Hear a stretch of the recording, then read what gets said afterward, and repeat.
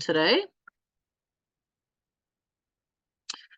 And again, welcome you to the April monthly member gathering with Care Farming Network. Um, Both Andrea and Casey are here to help facilitate the conversation today around what is care farming. And so you might be hearing their voices in this conversation as well. I'm Kate. I'm with the Care Farming Network. Always pleased to help host these opportunities for all of us to gather and discuss all things care farming related. And today, what we've got on the agenda sounds like a really broad topic of the ABCs of care farming and kind of posing this question like, what is care farming?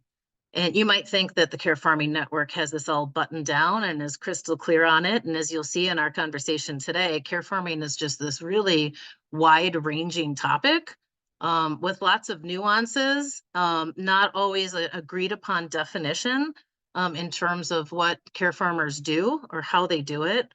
And we thought that it would be a great opportunity to hear from others in the Care Farming Network and Care Farming movement to just have a deeper conversation around and to develop a shared language and an understanding of care farming. So we really look forward to hearing from you today. There is going to be a presentation. Not that I want to talk at you the whole time, but we thought that it would be interesting to kind of ground care farming in some work so that we could help us frame and guide our conversation for today. Because, as I already said, there's a lot of information and kind of defining to cover. And we specifically chose this topic because we're a growing network and care farms are pioneers, and we really need to work together to define both the definition of care farming and the many benefits that care farming is. So again, there's this shared understanding and language that we're using. As we work through the slides today, though, the presentation itself will allow opportunities to kind of pause and open up to conversation. There were a lot of people who are interested in being a part of this conversation today. So I do ask that when we get to those pauses, that you use the function in Zoom, if you have it available to you, of raising your hand. Just so we don't talk over each other. In order to find that, if you're on a PC, you would go and scroll down to the More button or menu. And when you click on More, you'll see that there's the opportunity to, do something with a reaction. Reactions, it's under Reactions, and then you can raise your hand there. And if you're having problems with this, please feel free also just to chime in. So I just wanted to take some time here before we talk about who do care farms serve and how do we provide this care and how are we defining our work and purpose, to go back in time and just do a really brief history of care farming, because I think it's really interesting to understand and learn about how this movement even started. And the concept of care farming has roots in these historical practices and philosophies that recognize that there was a therapeutic benefit of working with nature and animals. And care farming itself as a term is pretty modern, but the principles and the practices that encompasses, you'll see, have really deep historical and cultural significance. Because throughout history, people have obviously engaged in agricultural activities. They've done it for sustenance purposes, for healing purposes, and we've got ancient civilizations like the Greeks and the Romans, again, who are recognizing that there was a therapeutic benefit to spending time in nature and to working with the land. And the agricultural practices were often integrated into things like religious rituals or healing ceremonies and community gatherings. So then we have this modern concept of care farming, which is drawing on the principles actually of horticultural therapy. And that has its roots in the early 19th century, where doctors and mental health practitioners, mostly in Europe and North America, began using gardening and farming and outdoor activities as therapeutic interventions for individuals who had physical or mental health conditions. As Jamie Tanner from Simple Sparrow Care Farm in Texas notes in her excellent podcast, which I think Andrea is going to throw that link into the chat, the history of care farming was a way for many European economies to actually rebuild post-World War II. There had been kind of the asylums that had been emptied prior to the war, and after World War II, farms began inviting people with special needs and mental illnesses to return to their farms because there was a lack of labor to actually help rebuild post-war. And they also found that providing a purpose for healing and opportunities to new farmers really made a lot of sense. It gave people a sense of dignity. It gave people a sense of purpose.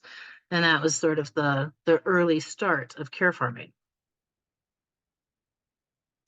And then here we've got this term care farming is starting to gain prominence in the late 20th and early 21st centuries as a way to describe these agricultural-based interventions, and they promoted health and well-being and social inclusion.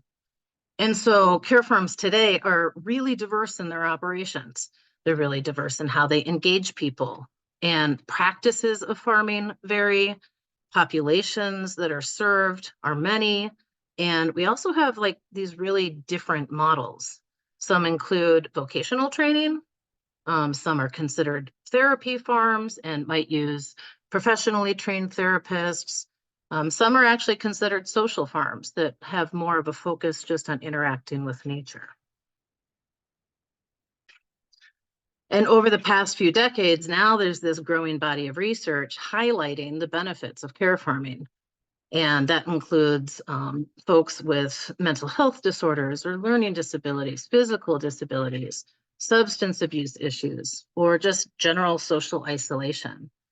And this research has contributed to the recognition of care farming as an incredibly valuable component of a more holistic kind of healthcare and social support systems.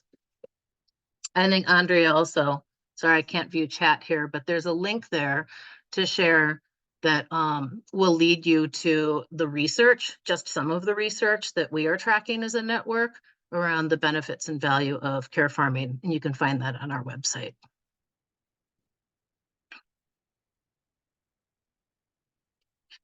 All right, so history lesson almost complete. In recent years, the concept of care farming has spread to other parts of the world. It includes North America and Australia and Asia. And as I already noted, care farming initiatives vary really widely in their scope and focus. And they reflect very differing, diverse needs and cultural contexts across regions. However, they do all share this common goal of using agricultural activities to promote your health and well-being and social connection. So as care farming has gained this recognition as a legitimate form of therapy and social care, efforts are being made to professionalize the field and advocate for its integration into more mainstream healthcare and social service.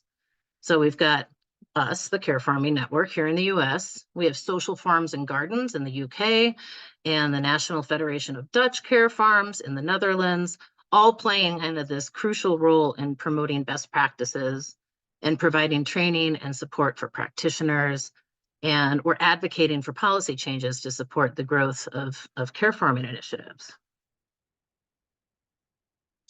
I think I might have gotten off slides. Oh, this one's staying up. So with all that being said, we're grounded a bit in the history of understanding care farming.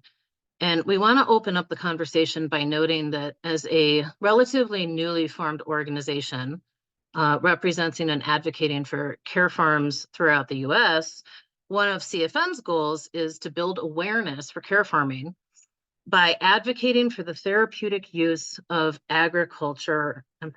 farming practices.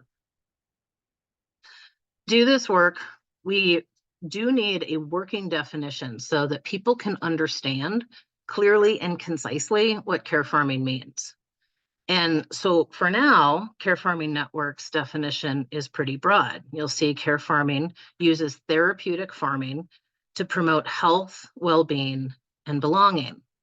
And I just want to note here for this conversation that Care Farming Network is not attempting to own this definition and be the ones who are definitive experts in what care farming is.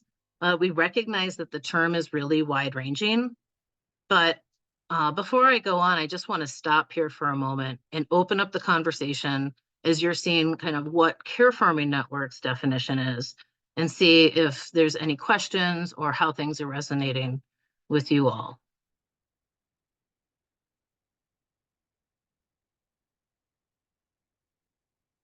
And if there aren't any questions, I'm absolutely willing to continue on.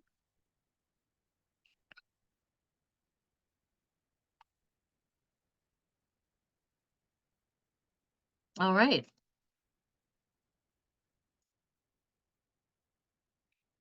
So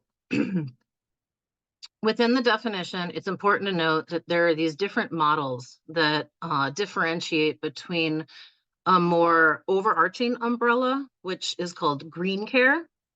And to many experts, green care is this emerging concept that refers to a wide range of activities, again, that promote physical and mental health and well-being through contact with nature.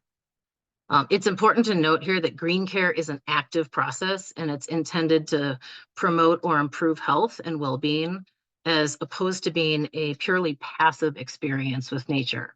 So that action part, being engaged with nature, is important. And you'll see here in this model that we've got green care as an umbrella, and yet care farming is sort of a subset of that. And joined by care farming is social and therapeutic horticulture, or animal-assisted interventions, or facilitated green exercise treatment, ecotherapy, wilderness therapy.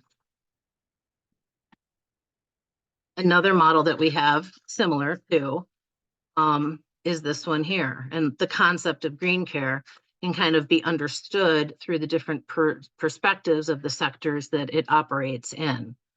Some link the concept of green care to the healthcare system only. Others broaden that concept, and that might include social rehabilitation or education and employment. Green care can also be viewed as this umbrella term that summarizes this really wide range of activities and targeted folks, again, excuse me, ranging from health promotion to disease prevention, but they typically target towards a more vulnerable individuals or groups. So in this interpretation, you can see there's various contexts, activities, health benefits, and service users. And these models just give us a lot to digest. Because again, I just want to point out, for the purposes of this discussion, that care farming is sort of housed underneath this umbrella, along with among another different types of modalities.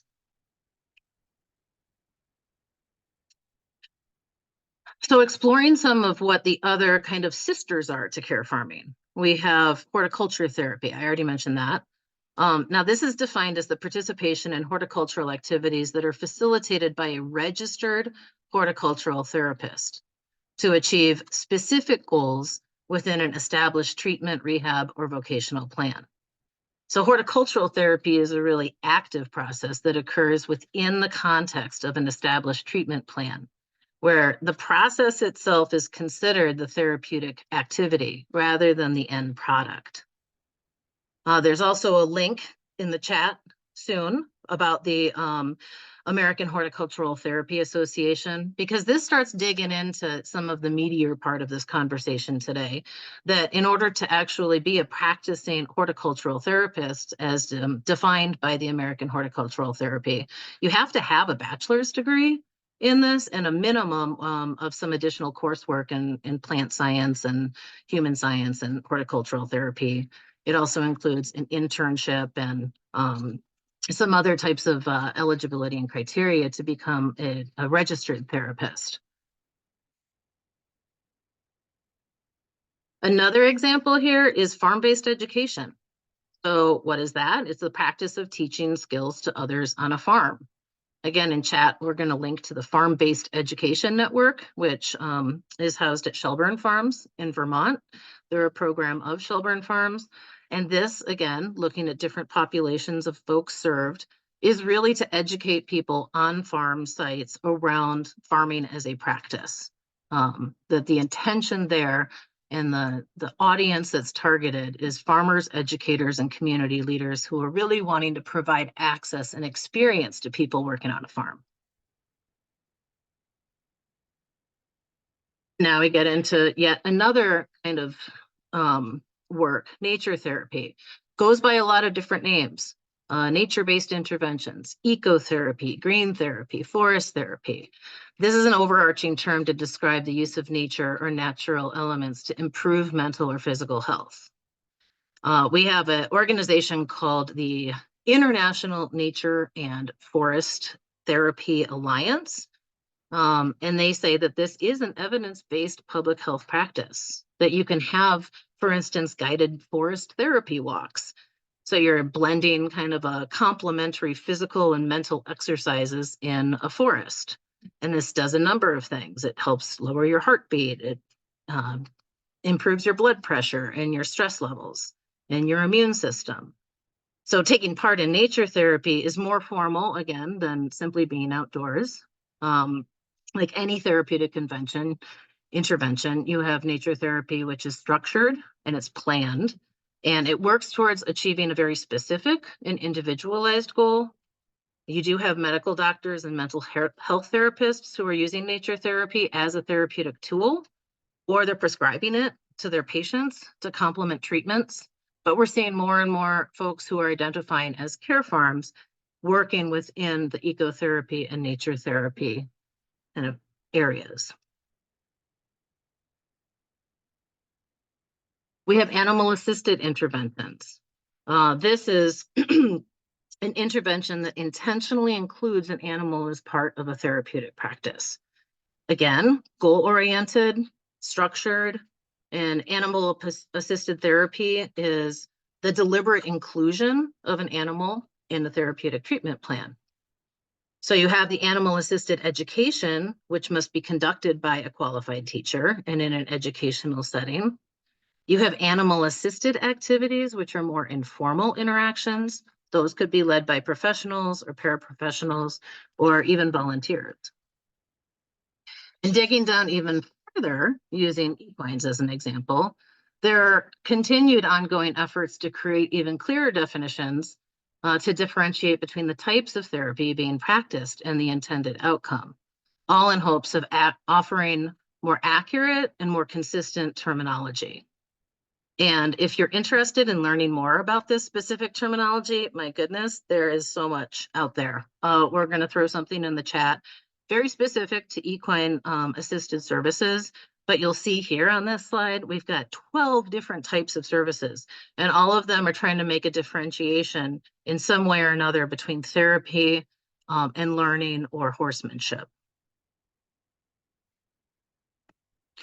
We bring this up not to delude you with all of these different types of other things, but with the understanding that optimal terminology is really important, because many of the current terms are ambiguous or they're misleading. Some are no longer useful, or some have actually adversely affected the stakeholders. And so this is the crux of our conversation today, because as a network, we believe that it's really important that when we're representing hundreds of care farms, to be aligned and clear on what we mean when we talk about care farming.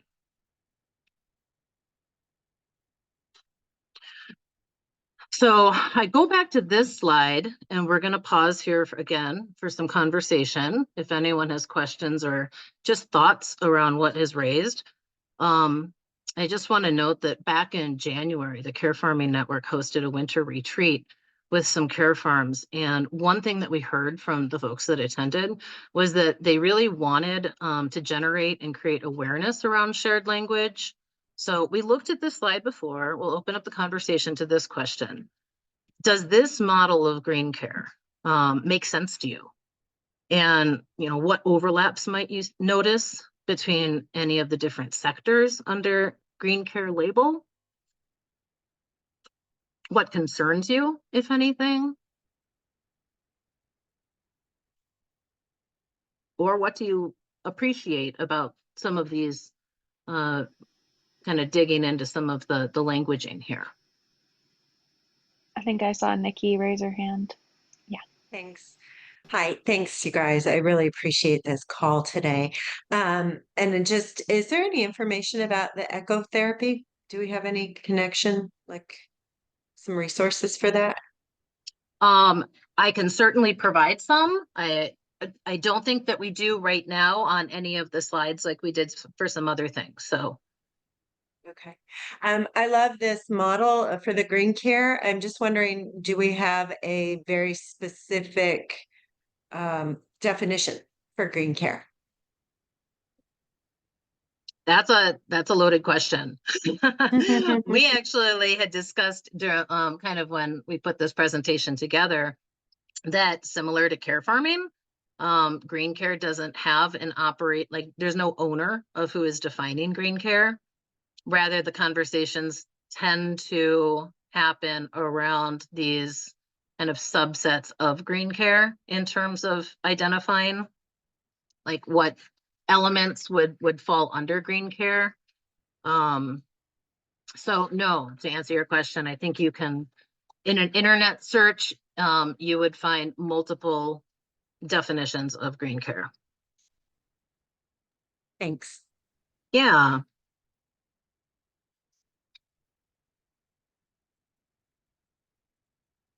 Anyone else?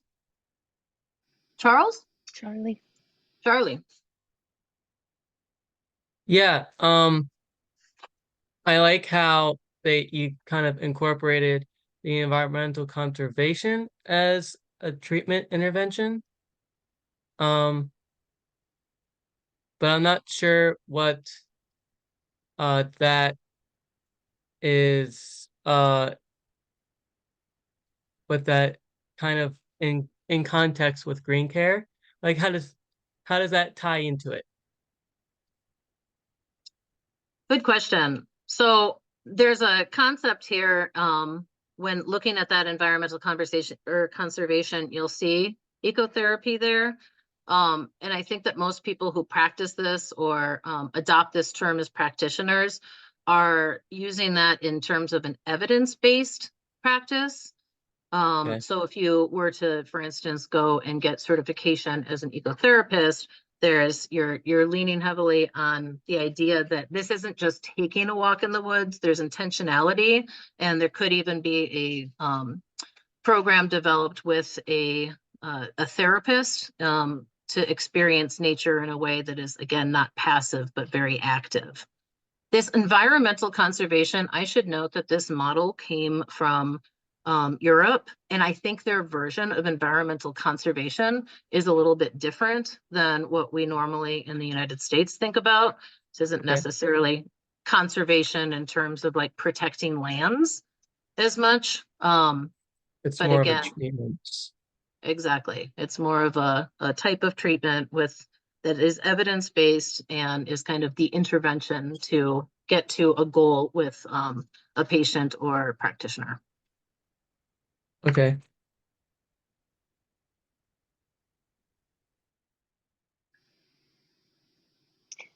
There's a question in the chat. Maybe I can read you, Kate, from Laura.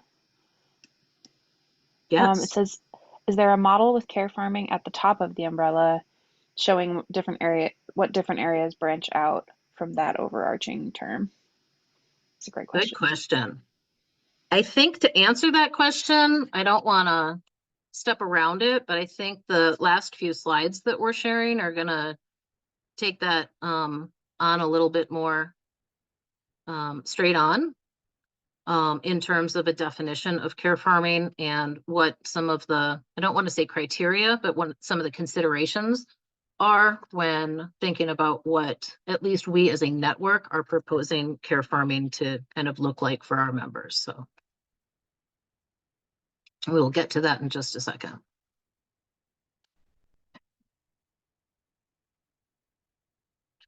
maybe just a little bit more context before we move on, or other questions. I don't mean to bulldoze. We've had conversations with folks who have been in care farming for quite some time. I come to think of if anyone caught Martin Fisher, who leads up the Dutch Federation of Care Farms, we were asking him, what defines a care farm in the Netherlands? And they've been at this for quite some time. They're very intentional about farming as an activity, care coming first, but farming being an activity. It's interesting when I look at this model, I think that there's a lot of overlap between these other things that are under this umbrella, but animal-assisted therapy is sort of pulled out and separated from care farming, as is like therapeutic horticulture. And I look forward to hearing from others around kind of what those overlaps look like, because we certainly, accept folks joining the network right now that are focused, primarily or very heavily on animal-assisted therapy. And so these are some of the things that we're trying to tease out, like who is care farming, what populations is it really helping? And sometimes with animal-assisted therapy, that can change, or that can be dependent on the types of practices. So same thing with nature therapy. We get quite a few folks who are wanting and interested in being a part of this network. Their audience is very broad. It's anybody who wants to be a part of nature and the practice of using nature for therapeutic benefits. Again, on this model, you're seeing that that's well under the umbrella of green care, being differentiated from care farming.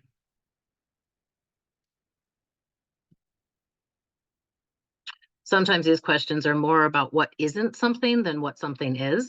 So if there's no other questions, I think I'll just finish up the last of our slides here, and then we can really open it up to some good discussion.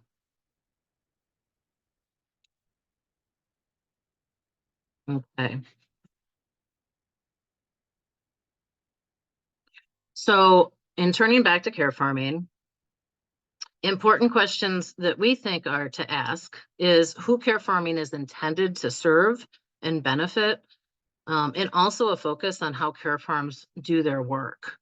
And the Care Farming Network is approaching this from a really inclusive and broad mindset, using a working definition that care farming serves a diverse range of individuals who may benefit from therapeutic interventions, social support, skill development, and engagement with nature and agriculture.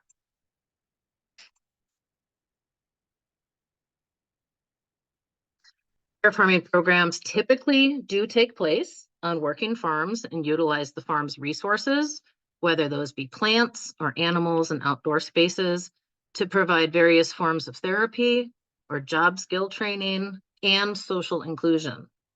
So this is a change from the language that we have been, traditionally using as a network. If you visit our website, which I should note, we are also actively working to refresh and update, the way the Care Farming Network has been defining care farming for ourselves is the therapeutic use of farming practices for marginalized or vulnerable groups of people. And while we do know the groups that the care farms serve, we're not actively naming them in this newer working draft definition. We are, however, consistently naming the benefits of care farming, which are many, as you just saw on the previous slide. And as the Care Farming Network, we want to point out once again that one of our primary goals is to create awareness for farms who have traditionally not had the benefit of support for a network. So we're strategically focusing our working definition on care farming, being the Care Farming Network. We are not attempting to be all things to all people, and we recognize that the language around this work might feel exclusionary to some. So this brings up some key considerations for discussion, and we'd love to hear your thoughts. Just to dive into this for 1 second, using the term marginalized or vulnerable. Some care farms do, some do not. By using this term, it does assume that those who are traditionally considered as such identify with those terms and are implicitly okay with being defined as such or categorized as marginalized or vulnerable. Yet we've also heard from some care farms that people, for instance, with intellectual or developmental disabilities, don't want to be categorized as marginalized or vulnerable. And other care farms open up their farms to the public at large. They might not have a specific group of people that they're providing services to. So that's just one of the considerations. The second is reframing care farming to include a focus on farming as an activity. Again, recognizing that farming is a really broad term. We have indoor farming, we have beekeeping, we have goat therapy in inner cities. Yet Care Farming Network will continue to use farming as an activity as a definition of care farming, as the name implies that there is a farming activity occurring. And then lastly, the values and the benefits that are inherent in care farming include being socially inclusive or offering therapeutic opportunities and building skills.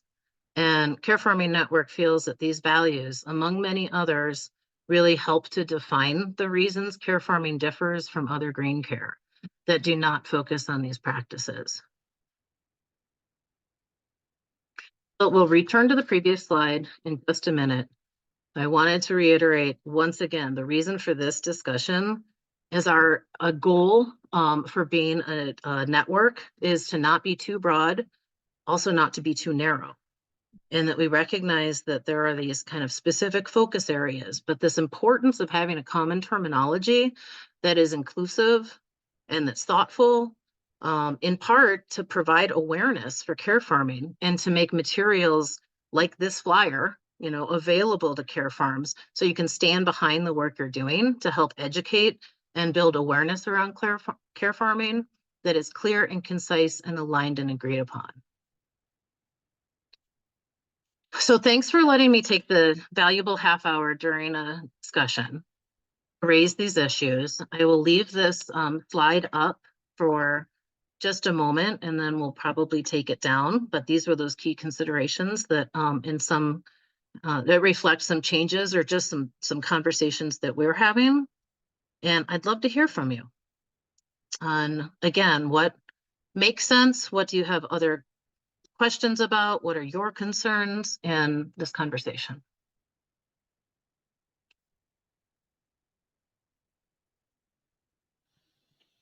You're up, Nikki.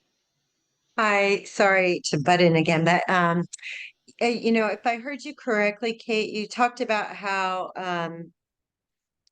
social and therapeutic horticulture wasn't really considered part of green care or care farming. It was somebody else's definition. Did I hear that correctly? It's on the model, it's kind of pulled out, but I would say that if the activity itself, and Casey, Andrea, jump in, correct me if I'm wrong, that we would be considering, like like say large scale gardening, that would be considered a farming or gardening activity. Because I feel like that's what we do at Shemish, and every check mark here, we check that box, and Absolutely. so I find it interesting to just hear, And by no means, non-inclusion.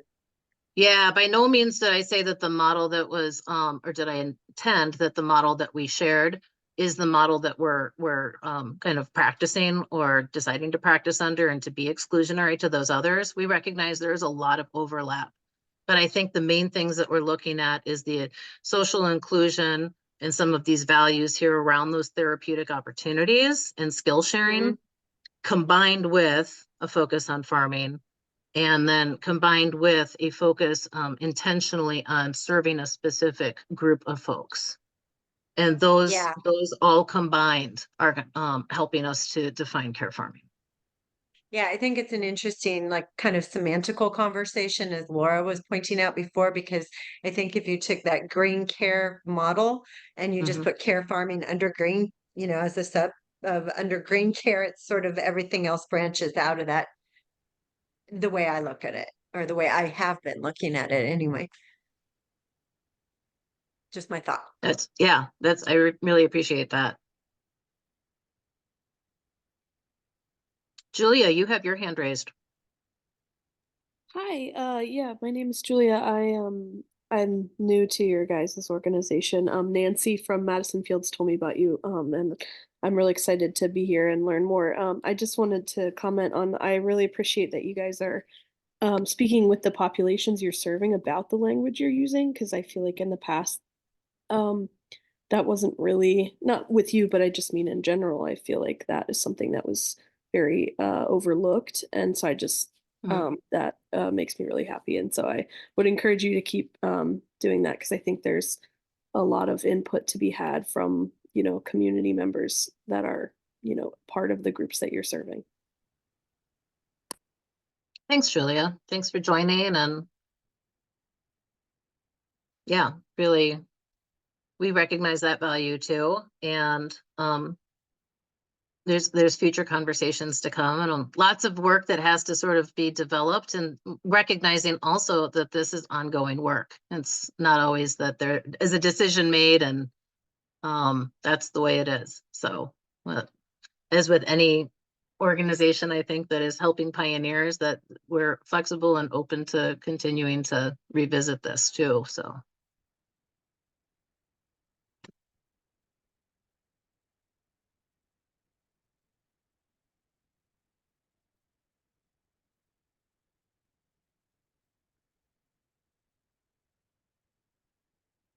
I'm going to stop the screen share there for just 1 second. It's hard for me to note who might have a conversation or a comment, or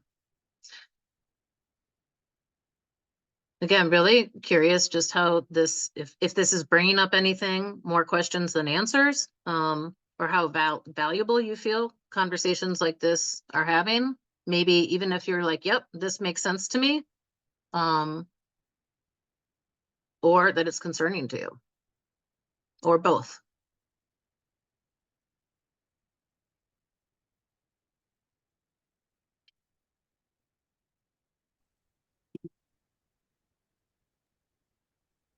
I'll speak up here. I'm new. I'm a farmer, a poultry farmer in California, also former special education teacher, brand new to this concept of care farming. I think there was something on NPR about it not too long ago. A friend of mine told me about it. And so I'm exploring the concept. This was really helpful to have a framework for understanding where this falls in, relationship to the other, ecological therapeutic practices that are out there. So thank you for doing that work.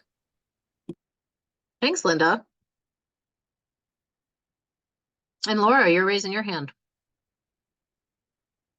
Yes, I put a question in the chat, but I would like to know, for people who are already running a care farm, how you handle some of the business and financial side of it, as far as whether you charge people who are coming. Do you bill insurance if it's actually dealing with a specific diagnosis or a therapeutic plan? Do you write grants? Do you do nonprofit fundraisers, taking donations? What are the ways you handle basically getting reimbursed for the services you're providing, when those are sometimes a little hard to define exactly? What are some of the ways you found that's worked best? Andrea, do you want to take this question? There's kind of a lot of questions. I think maybe we could piece it out in terms of kind of what our intention of a network is, and our work, our direct work with care farms.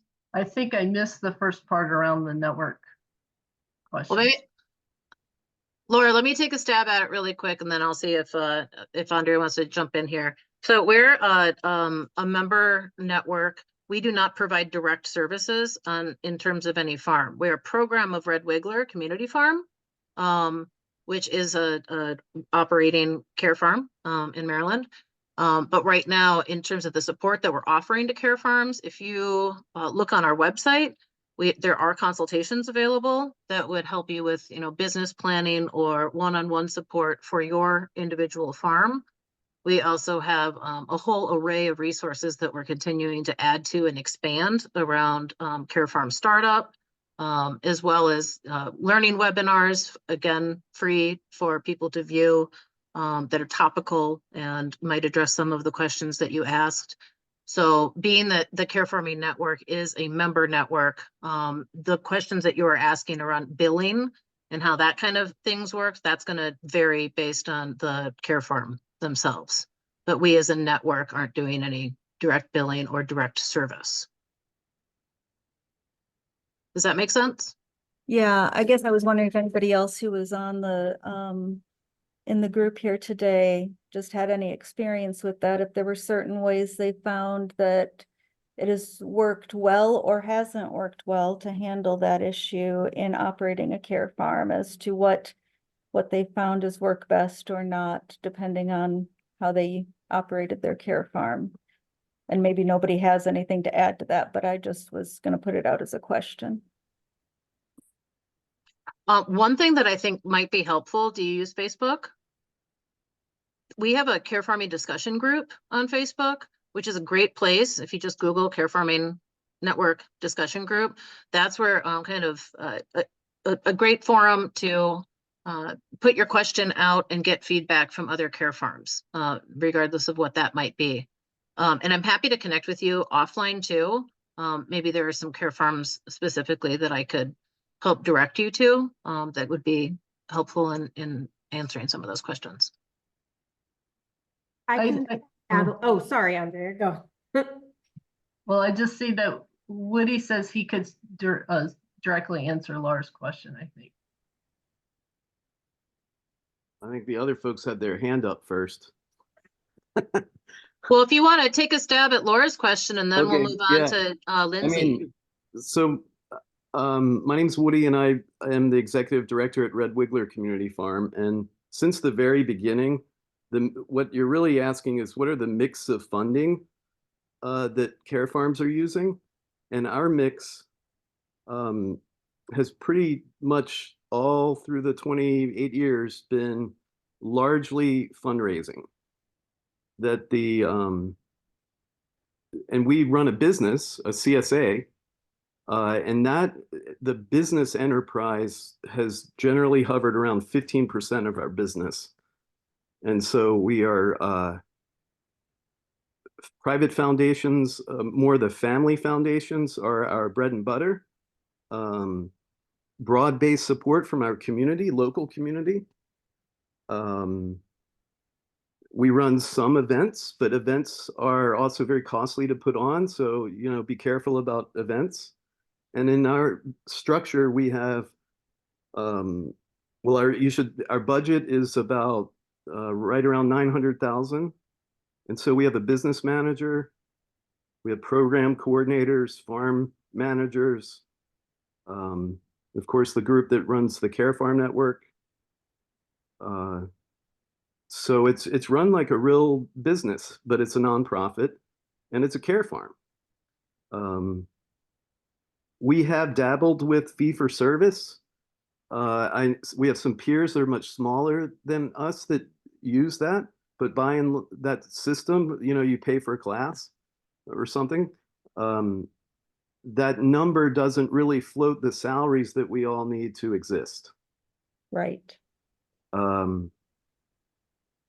There are care farms that are run, I see Langton Greens on here, Lisa, they're a very large organization, $13 million budget. Their care farm is, I see she's coming up now. But that's the way that they fund that's very different. And at the same time, very similar. But they're a $13 million outfit. I'll stop there. I can just speak to Red Wiggler. I could probably, if I had more time, to talk you through what other ones I visited. But I think when you ask questions, I think one way to put it is, what's your mix of funding to support your care farm? And then how do you spend that money? Anyway. Okay, thank you. Yep. Thank you. Lindsay, I think you had your hand up next, and then we'll move to Janie. Oh, sorry, everyone. I'm not sure if I was first, but I'll go. Hi, Yes. I'm Lindsay. I'm in Redmond, Washington with Muddy Boots Farm, and we're fairly new. But I was looking at one of the comments in the chat. I think it was with Melissa. talking about vocational training, not considered therapeutic for neurotypical individuals. Is there a space in care farms for vocational training with neurodivergent individuals that's just plain vocational training, not therapy? And that's something that I think that we're kind of figuring out. That's kind of where we're moving as well, is not so much as therapeutic, but as working with neurodivergent individuals who with the goal of them finding work, and working with, I don't know how many people actually work with, like, the organization here is Work Opportunities. So there's somebody that comes with their client to our farm to work with them one-on-one, and that is sort of their, like, through DDA funds or DSA through funds. That is how that person, sorry, I'm still trying to learn all of this and all the acronyms and everything. But the goal is, like, how do we train this individual to potentially move out to other farms in the area to actually be hired within our agricultural community out here to have employment elsewhere? So I was kind of looking at that, like, when I'm wondering if Melissa means is care farming, is it really just the focus on therapeutic, or is it gaining those skills to become employable for certain groups, certain populations? So I guess I was just commenting and kind of voicing, yes, I have a question about that too. So I'll end there. Absolutely. Yeah, thanks. I'm going to pass that question to Andrea. I think that this is something that we've discussed, and I guess it's nuanced. And I think it's very important to be able to include employment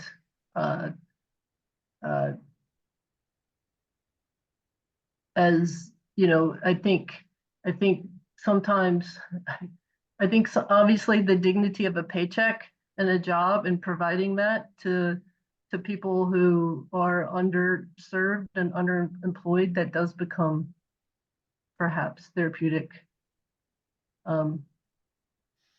And I guess one idea, you know, if we go into, like, brainstorming and thinking about the future, you know, one thing we have thought about is, like, as we become larger, is having different levels of care farming, and perhaps, like, the gold standard would be your providing employment. Paid employment, right? Paid employment. Yeah, well, Yep. Yeah, employment is being paid, yes. That's true. Fairly paid employment, maybe, is where I was going with that. Right, yeah. Can I ask a follow-up question? Sorry, I know then this will be the last time I talk, but does this ever then take into account, like, one thing I've been thinking of is actually approaching other local farms and training them in how to work with populations that might need more assistance. Like, it almost becomes, is there a point where care farming can be instructing other farmers on how that inclusive environment for work opportunities, I guess? I don't know. That was just another thought. That's maybe above the gold standard. That's like 20 extra gold stars, but I'll leave it at that.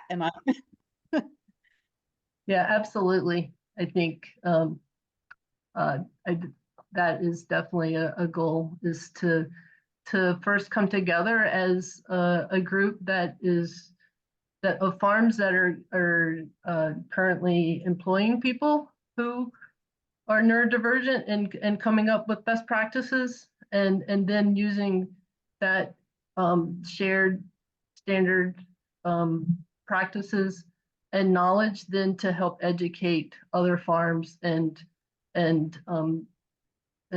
so that's definitely a goal. Yeah, and one thing also just to note on that is when we talk about care farms, there's usually this, like, mission focused work. More and more we're finding that people who are farming are interested in possibly having a program of care farming on their work. Farming is, you know, as an aspect, but not all encompassing for their work. So how do we develop into a network that helps support that if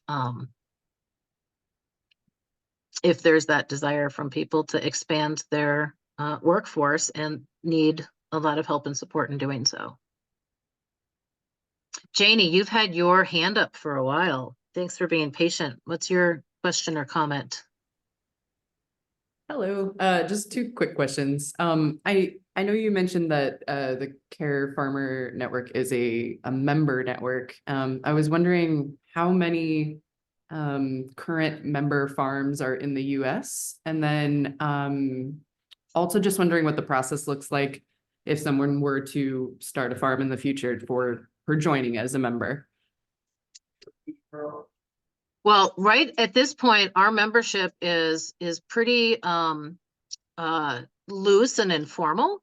To become a member is to express interest in being a part of the network. And what that can include is we have this great interactive map that is on our website where you can submit a form for being on the map. And that right now is our membership. Obviously, we're encouraging people to participate in the events, discussions, meetups, tours, whatnot that we have.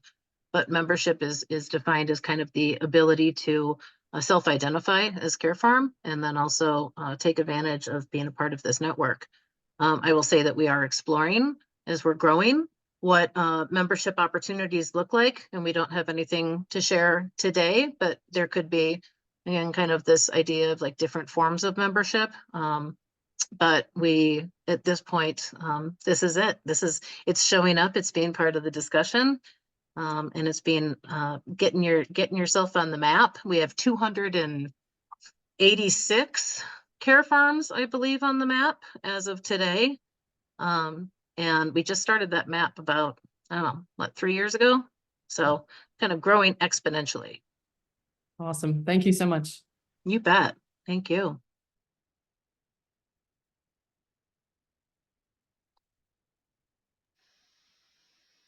Do you know if there are any farms in your network who focus specifically on serving people who are experiencing grief? Yes, there are.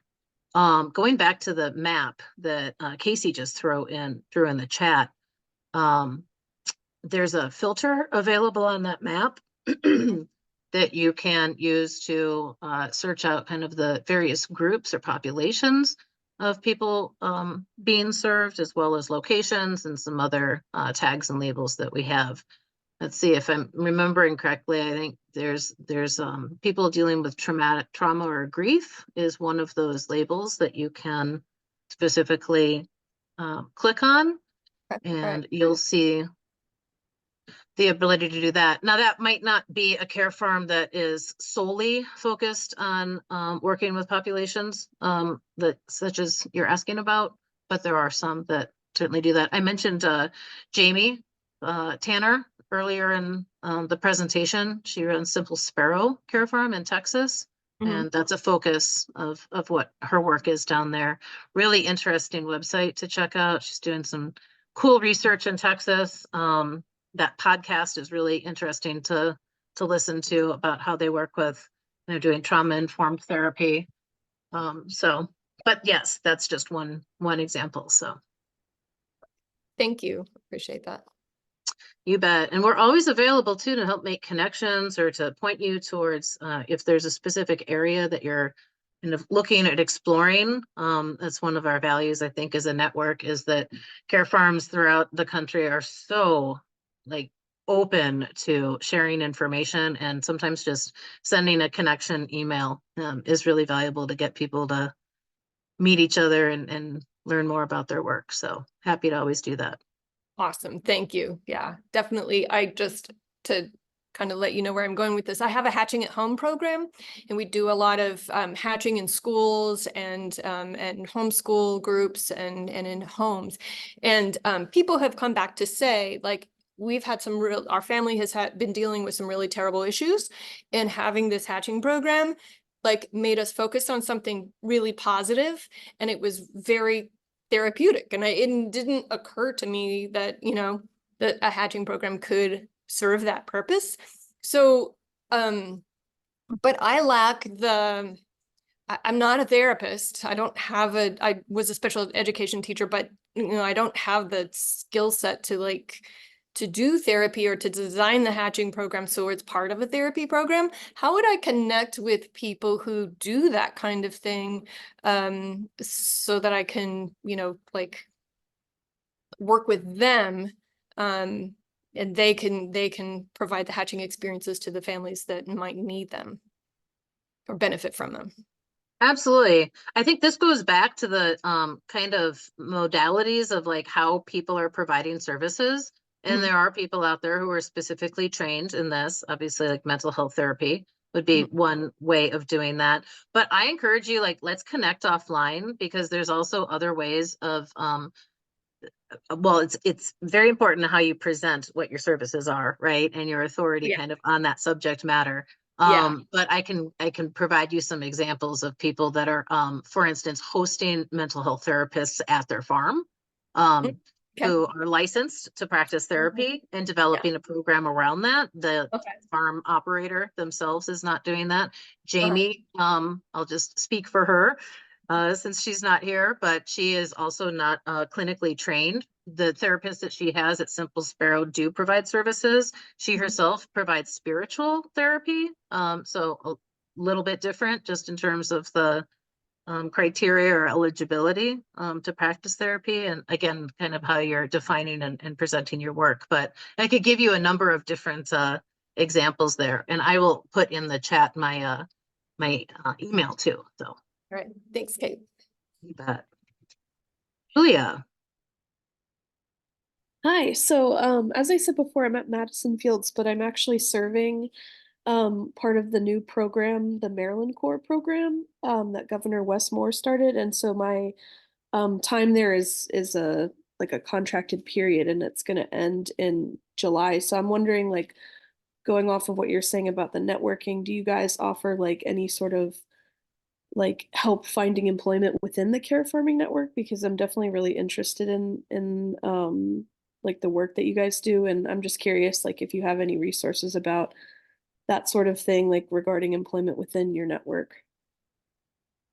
Yeah, we send out a monthly newsletter that has job opportunities. And this is just a reminder to anyone out there who is actively hiring. It's no charge to post a job opportunity.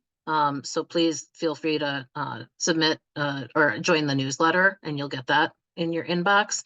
It's, I'm sure, by no means comprehensive in terms of the the postings that are there. Going back to that Facebook discussion group, that could be, you know, if you're out there job searching, that could be a good place to look too. And I don't know, I think for care farms, gosh, there's a multiple different kind of databases or job search kind of things that you could use. Maybe hopefully care farm as a search engine phrase could get you something, but that's what I would suggest is join our social media pages, join that newsletter, and I'd say there's always at least 3 or 4 employment opportunities that we're noting in the newsletter. Okay, thank you. I am subscribed to the newsletter, so I'll keep an eye out for that, and I All will right. definitely look at the Facebook group. So thank you. Yeah, you bet. So we're coming up here to the top of the hour, and I just really want to like heartfelt gratitude and thank you to those of you who joined today. And this conversation, as I said, will appear in different ways and formats. And thanks for just sharing your thoughts and ideas and questions around this as we're working to, again, be sort of aligned and clearer about what we as a network are doing and who we're representing and the benefits and the values that comes from care farming. Really appreciate your time today. As always, encourage you, we'll have a May monthly member gathering. Probably won't have like a half-hour presentation, more time to talk, but anyway, hope you felt this was beneficial, and thanks again for joining us, and have a great rest of your Thursday.